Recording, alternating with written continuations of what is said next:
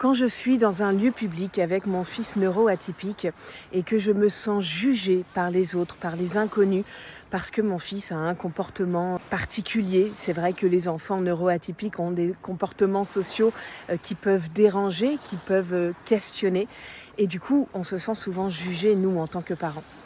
Et ce qui m'a beaucoup aidée, notamment à l'époque quand c'était très fréquent, eh bien, je me disais, plutôt que de subir le regard des autres, je développais de l'empathie pour ces personnes.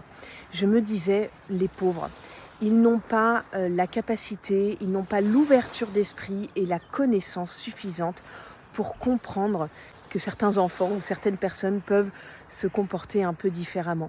Ils n'ont pas suffisamment d'ouverture d'esprit pour se montrer tolérants.